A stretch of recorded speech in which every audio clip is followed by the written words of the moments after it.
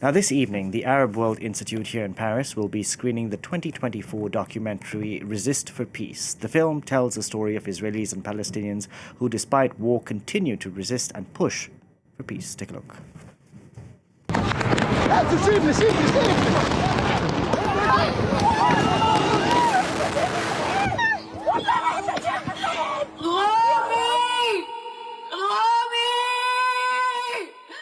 You don't give up, huh?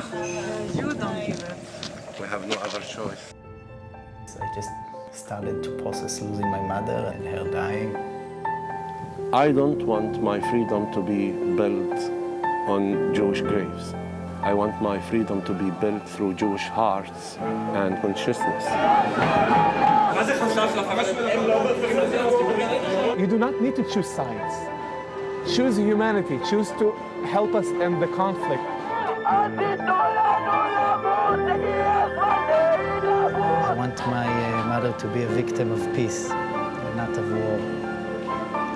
And I think that the only solution is a solution that acknowledges the fact that all of us are going to remain and that all of us deserve equality, freedom, and independence.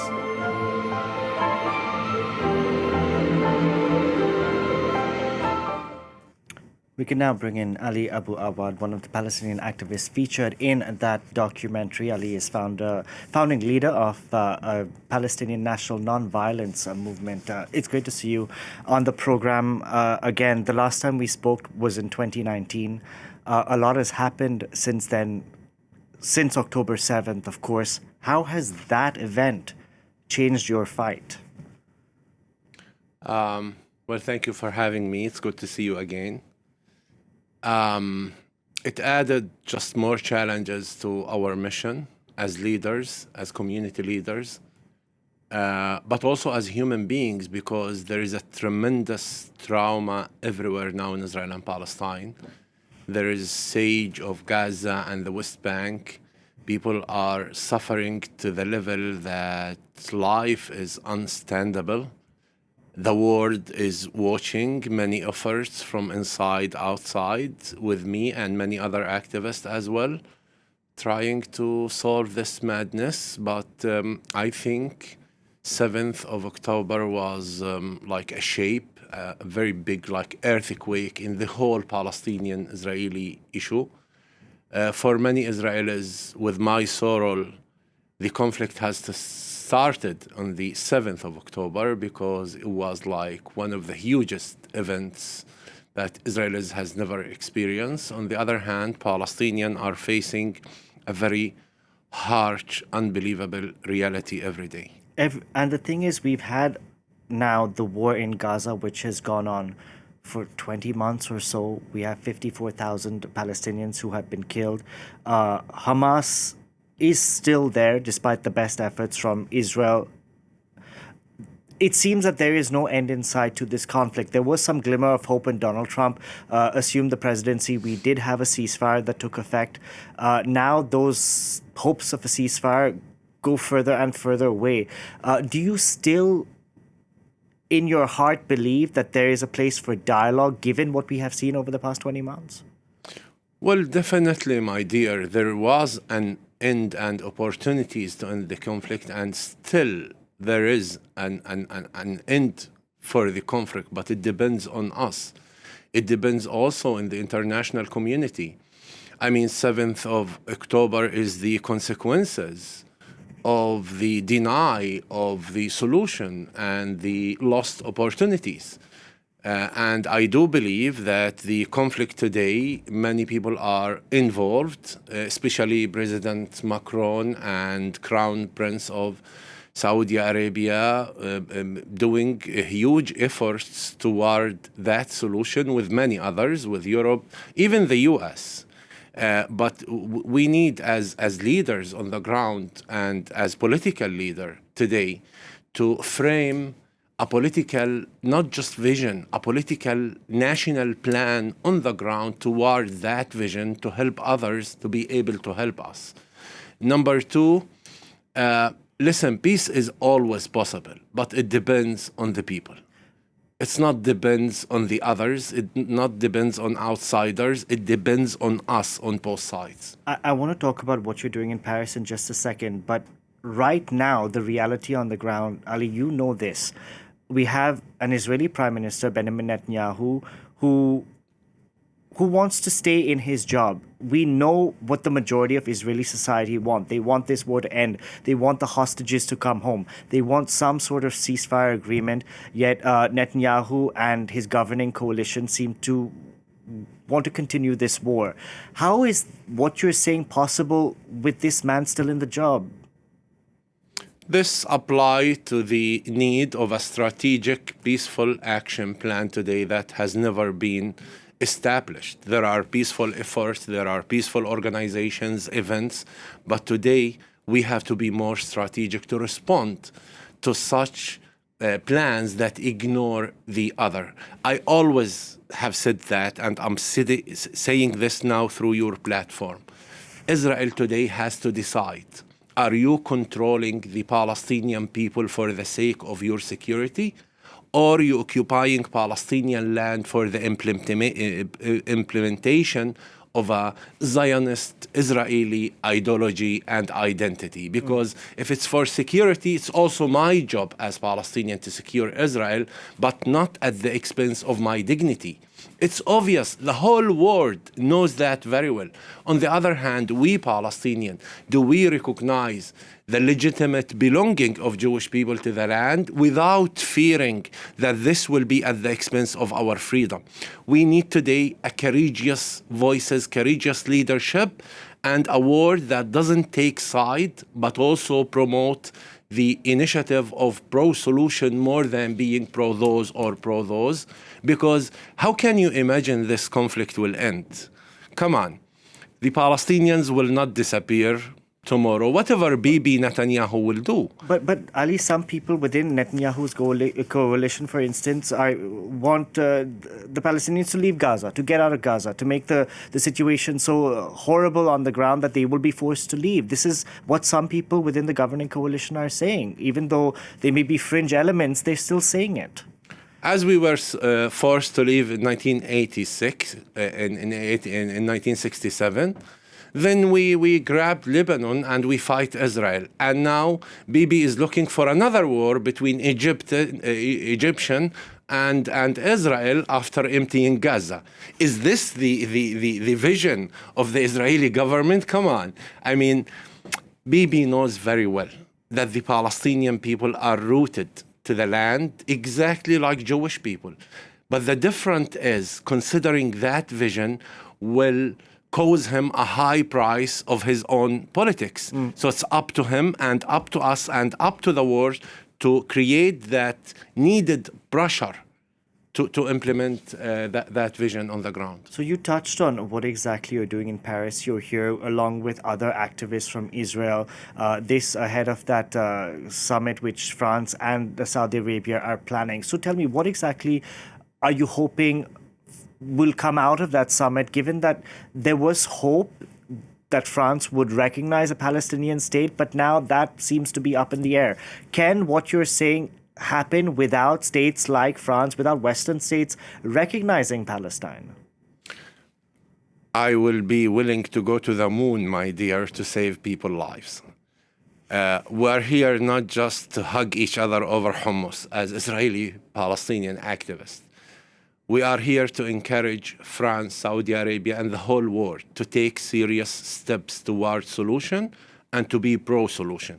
We are here to tell the French community, Europe, and the world, and especially our people back home, that there is hope and there are voices and there are those who will take the risk among anyone to push for that vision that will secure the future of the two identities of that land.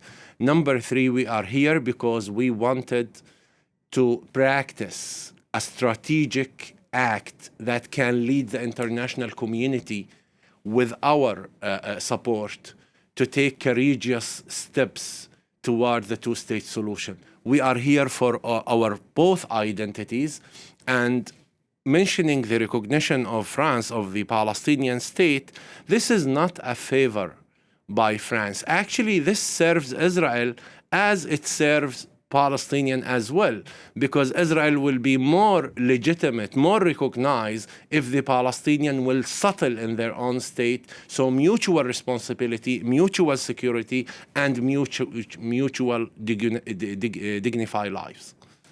So it should happen. What are you going to call for? Would you like to see France recognize the Palestinian state? Definitely. I mean, there is no question. I want to talk about the situation on the ground in Gaza because we have seen, since the ceasefire came to an end, we have seen an 11-week blockade. We've seen aid which sort of started to enter. Then we see this Gaza Humanitarian Foundation, which is a US-backed Israeli private company, essentially distributing aid every single day, pretty much. We've had security issues. Now we've had reports that Israel, the Netanyahu government, is funding anti-Hamas militias in Gaza. It seems like there's no end in sight to improving the situation on the ground in Gaza or even ending the war. 77 years of this conflict, since 1948, Israeli right-wing government has been avoiding the main issue and going around it.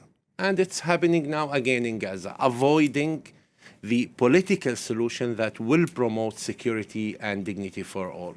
So for me, Israel can take any steps. The Palestinians as well have a tremendous responsibility toward their own issue, their own freedom. I am a Palestinian. I would like to see a Palestinian peace initiative to be represented to the whole world by Palestinians themselves with a political approach for a few years that will transform life conditions and create the environment for peace, and with the best cooperation with the international community. This is what I'm missing. We need a national plan for our freedom and for security for all. We also have what's going on in the West Bank. We have a government in Israel that is pro-settlements, continues to flout international laws when it comes to the West Bank. So it's not just what's happening in Gaza, but also on the West Bank that is a problem. Yeah, and it has been a problem always, and it will go and continue to be a problem until we find ourselves in hell. We were a warning of 7 of October and many years before. By the end of the day, how do you manage to control millions of people's lives and expect security?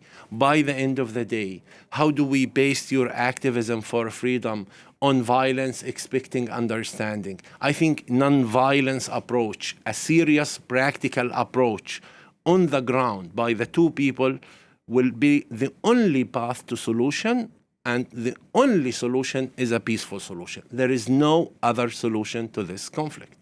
Ali, the last time we spoke in 2019, the landscape of the Middle East was different. Saudi and Iran were enemies. Now they're a bit closer.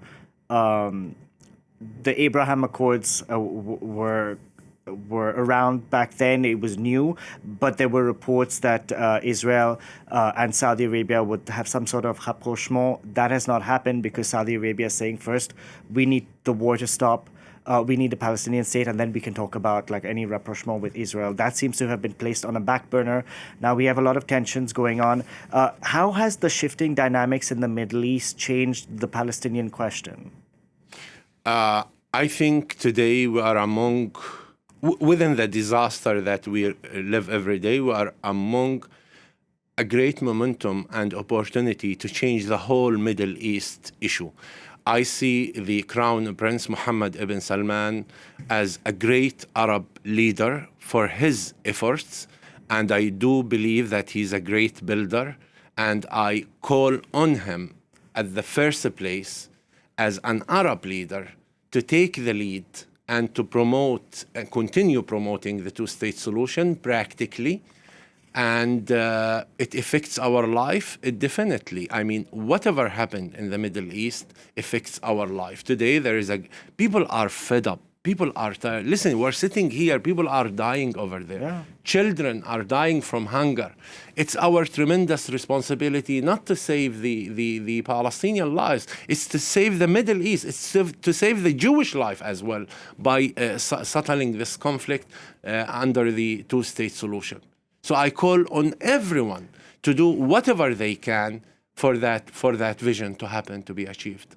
I'm just curious, when you meet French leaders here in Paris, will you be calling on them to exert more pressure when it comes to improving the humanitarian situation on the ground in Gaza? Because we have seen a very limited response from Paris. Paris for weeks has been saying it's mulling some form of action. That action has not translated into sanctions or whatever. Will you be calling for that? Because we have seen a very limited response. Just a couple of days ago, we had the UK, Canada, Australia, New Zealand, and Norway who sanctioned two far-right ministers in Netanyahu's government with asset freezes and travel bans. But we have seen the European Union who've been silent. Listen, I do believe in engagement of everyone on the table.